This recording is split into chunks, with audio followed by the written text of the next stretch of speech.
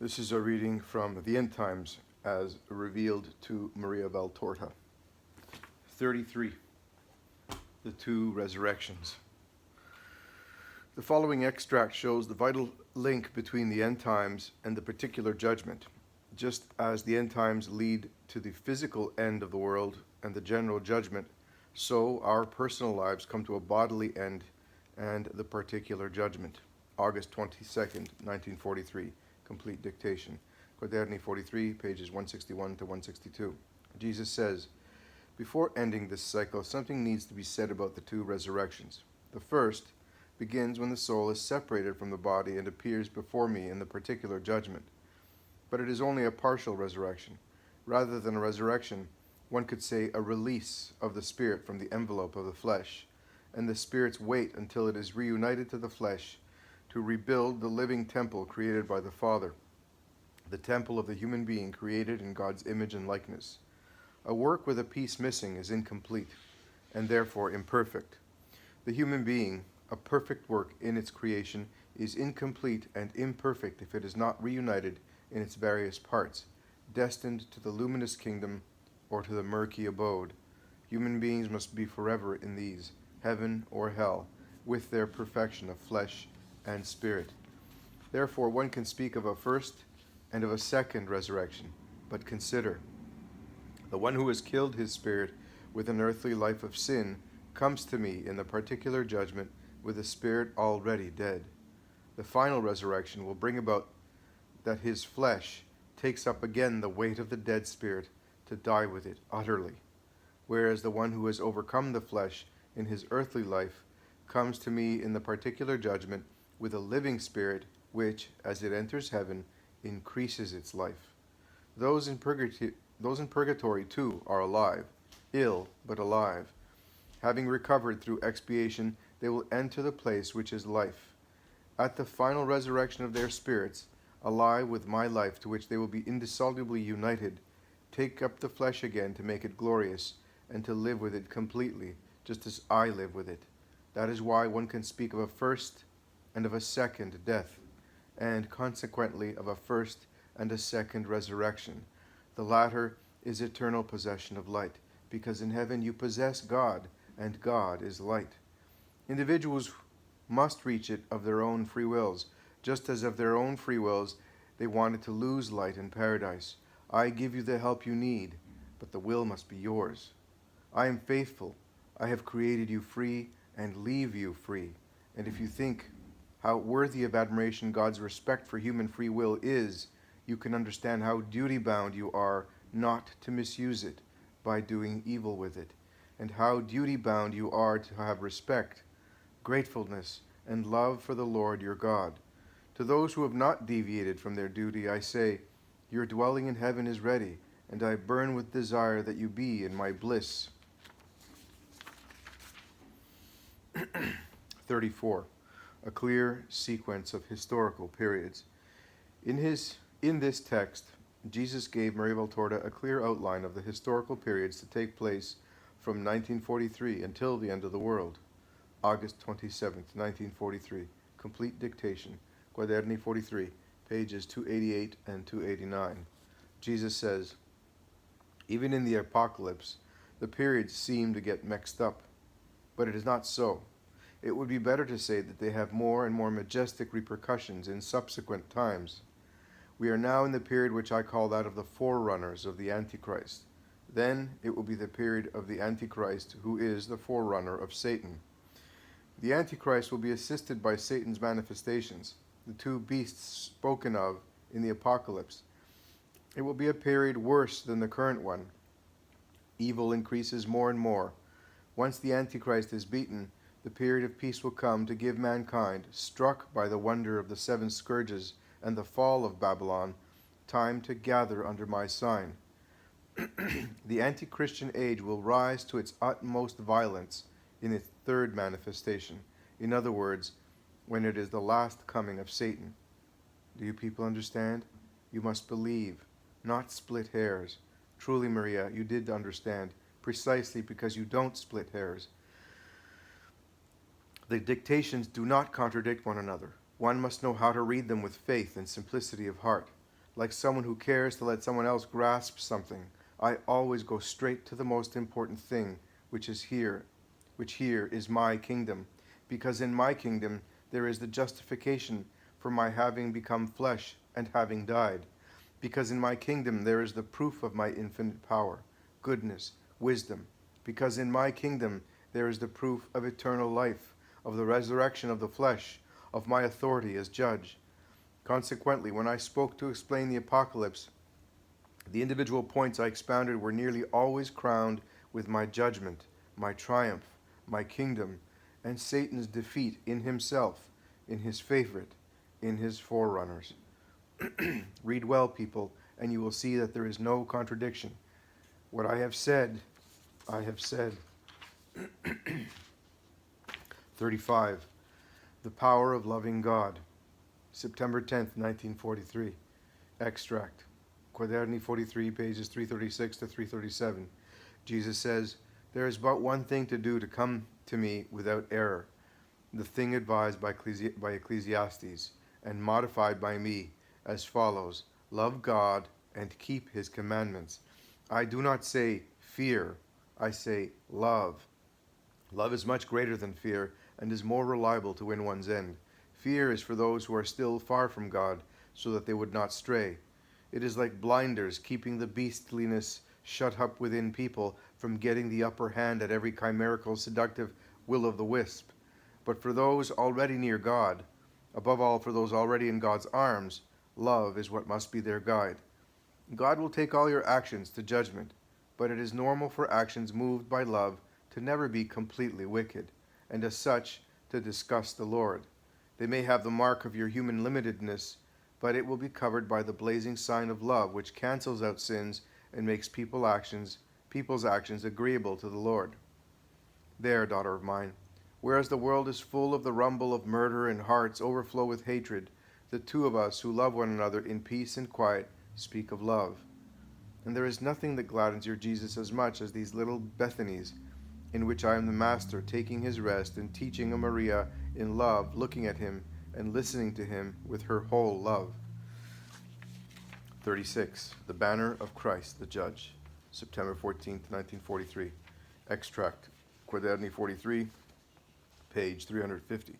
Jesus says, "My terribly sorrowful mother, from my birth to my death she had to suffer because of this, too, being unable to give her child the first and last comforts which even the most wretched children of mankind have at birth and at death.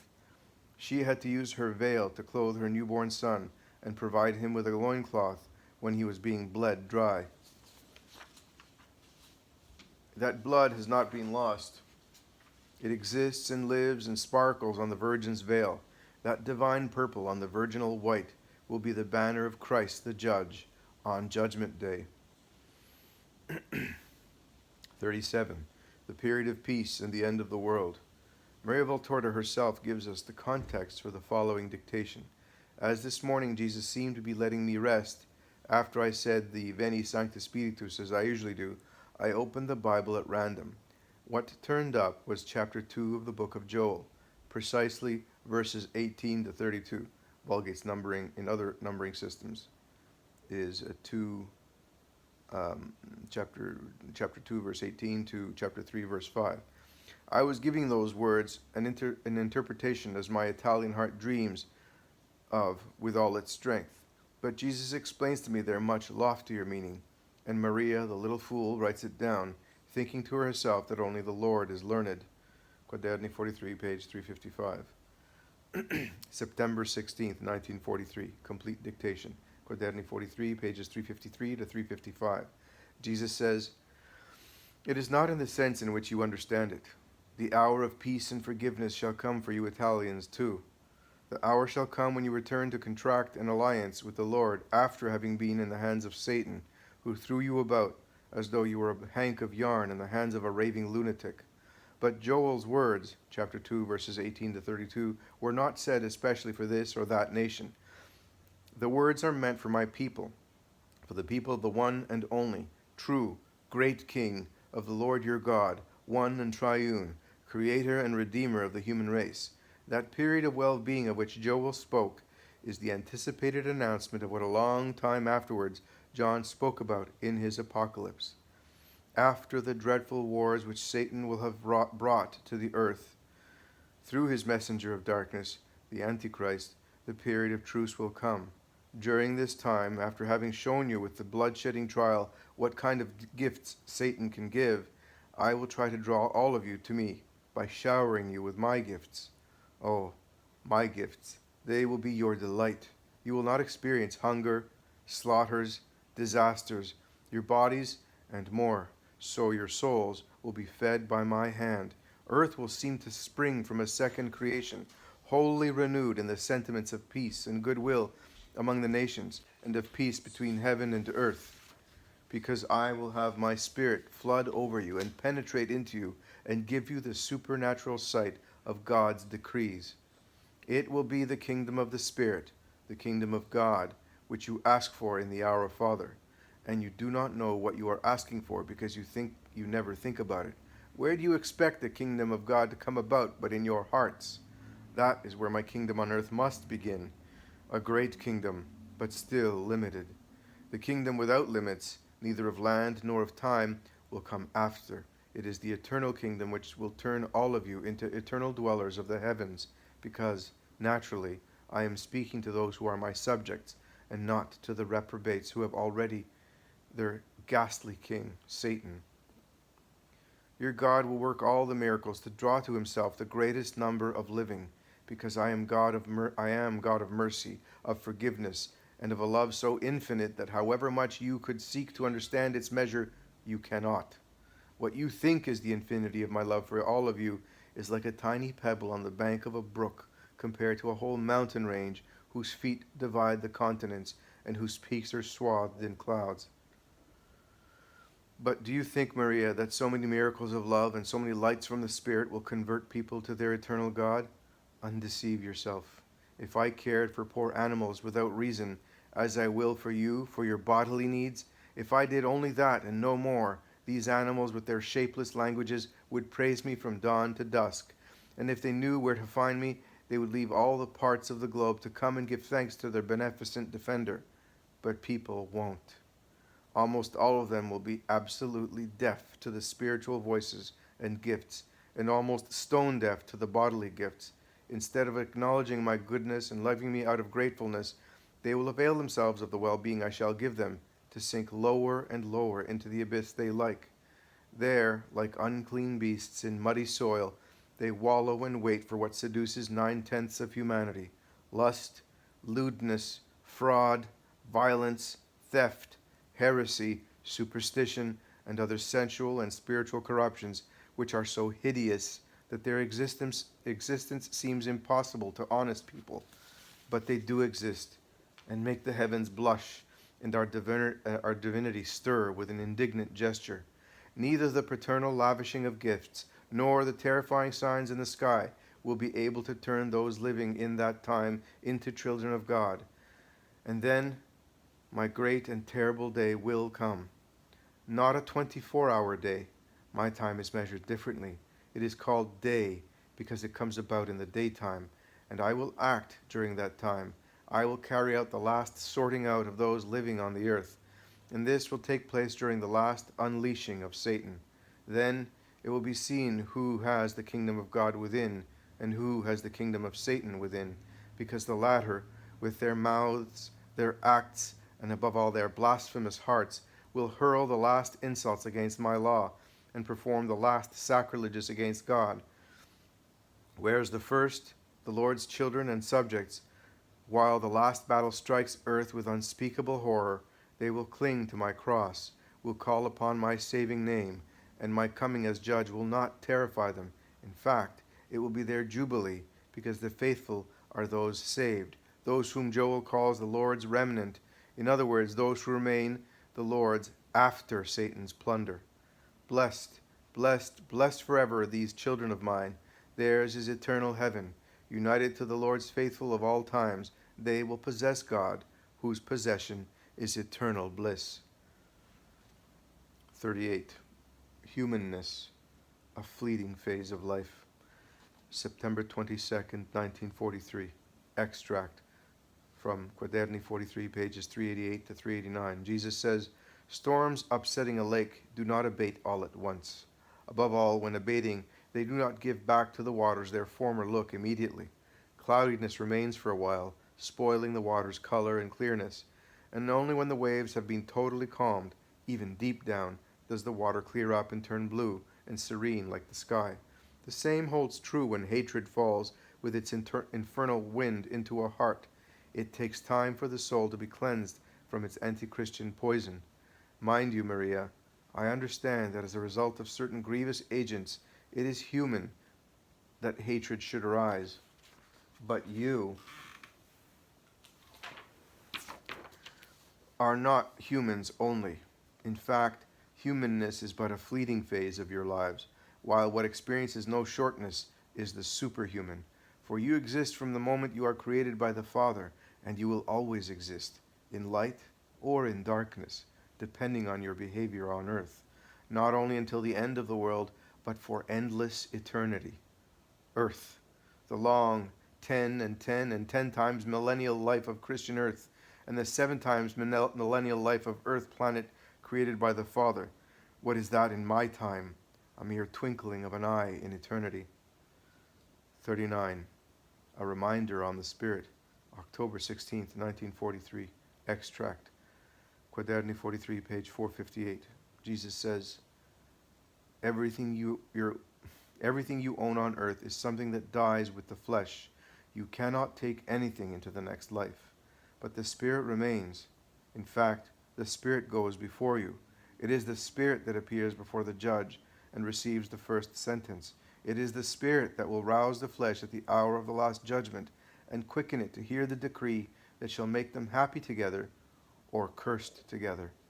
The flesh will experience centuries or moments of death before its resurrection, but the Spirit experiences only one death, and from it does not rise again. 40. Either grace or the beast. October 21st, 1943. Extract. Quaderni 43, page 475. Jesus says, in the first commandment, I, God, impose myself to your reverential love with all the solemnness worthy of my nature, compared to your nothingness. I am the Lord your God. Too often you forget it, O earthlings who consider yourselves gods, and, if you do not have within you a spirit quickened by grace, are nothing but dust and rot. Animals which join to sensuality the craftiness of intelligence possessed by the beast, which makes you do beastly things, worse than beastly, demonic. 41. Cling to the cross or become demons. In this extract, Jesus is addressing World War II Italy in words that apply very well to our countries here and now. October 23rd, 1943. Extracts. Quaderni 43, pages 491 to 492. Jesus says, where are your friends, O land that did not want God as a friend? Whoever betrays shall be betrayed. And it is useless and harmful to say now, so-and-so were the betrayers. You have all betrayed God your Father, betrayed his word of life, betrayed your consciences. You are so many Judases. For a few pennies and for a few false promises, you have sold those nearby and those far away, hoping your betrayal would pay off. But what would come out of it except poison, except death? You have rejoiced at the ruin of others. Why? Because it was to your advantage? Don't. It makes you doubly guilty. You have worshipped the calf which you thought was gold, but it was only golden dust. You have served the forerunners of the beast. The beast is giving you the fruits of its shadowy kingdom: death, ruin, wretchedness, hunger, shame, slavery, collapse of the faith, of freedom, of honor. And if you do not cling to the cross, your last salvation, you will go so far as to imitate wild beasts, made furious by hunger and anger. You will tear each other to pieces, and will think you can gorge yourselves by killing God's servants. But you will merely destroy the good that still springs in your midst, and will become hyenas in human guise, demons in human guise. Can't you hear within your consciences God's voice calling loudly? Don't you hear it thundering across the sky, calling you once more to save you? No, you don't. And the bad thing in this evil is that not even those who should be used to hearing it and recognizing it can hear it anymore. They wear consecrated clothes and have deconsecrated hearts. They are deaf, and if they cannot hear, how can they make others hear? Look out, I'm saying it again. Consider the signs you should read God's books. Consider the signs, you who read God's books, and you, the simple faithful. The signs are terrible. Ward them off with the cross. Bring out the crosses and my effigies. Drive Satan out by means of Christ the conqueror. Have faith. Have faith. You are dying for lack of faith. I would like you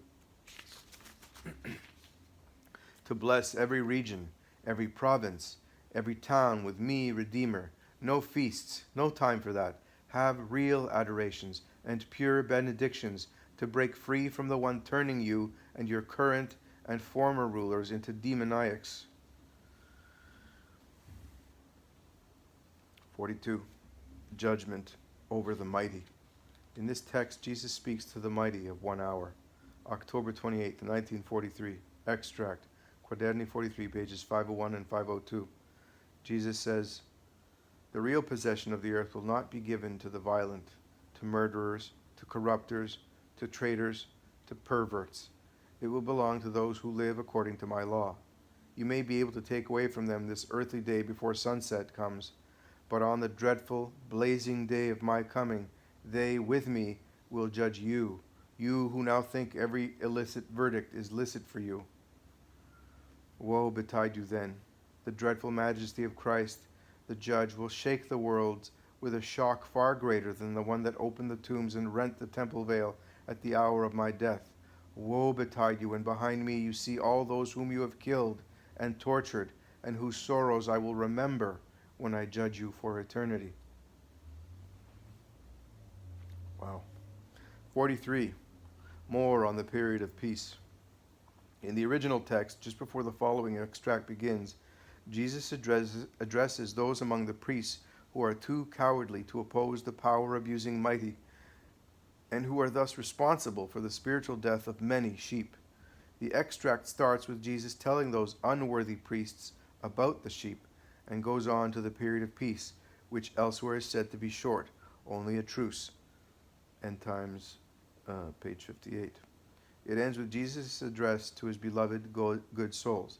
October 28, 1943, extract. Quaderni 43, page 504 and 505. Jesus says, "Now I tell you, behold, I myself shall become their shepherd. I will come to gather my sheep. I will gather them in my grazing lands, away from the fog of the senseless and harmful teachings which give the deadly fevers of the spirit. I will separate my sheep. In fact, they will separate themselves from the little goats and from the rams, because they will hear the voice that loves them.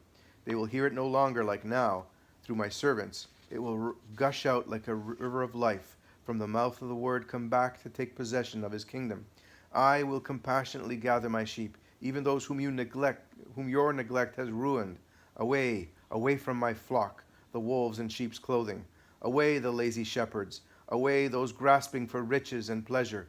Whoever follows me must love what is pure and honest. Whoever follows me must have charity for the brothers and sisters, and not get fat while leaving to others the pittance of dirty, trampled grass and water clouded by human plots. And this holds good also for those in lay congregations who aspire only to the positions that stir up their vainglory. Down with pride. If you want to be my lambs, down with hardness of heart. They are the sharp horns with which you wound and drive back the meek and oppress the weak. When I have cleansed the flock from what is deceitful and impure, in my period as King of Peace, I will teach those who remain for the last instruction. They will know me as now only the elect know me. There will not be 12, but 12,000 times 12,000 creatures called to know the King. Heresies and wars will vanish. Light and peace will be the sun of the earth. They will feed on the live seed of my word, and they will no longer be pining away from spiritual hunger. They will worship me in spirit and truth. When Satan's last revolt against God takes place, the last Judases will not be missing among those called to know the King. The gold of the eternal city must be refined by 3 purifying actions to be able to become a censer before the throne of the glorious Lamb. And this will be the last purifying action. The faithful will remain faithful and will know that I am with them and that they are my eternal people. Still, from now on, O my beloved ones, and you, O soul of mine, who loves me and whom I love, I want all of you to know that even before I come to gather my flock, to bring it to the everlasting grazing lands of heaven, you are my dearly loved lambs. You will enter my kingdom before the others, because you are my flock, and I am the Lord your God, your shepherd, who takes his delight among you and calls you to his dwelling to live with you in the peace reserved for those faithful to Christ.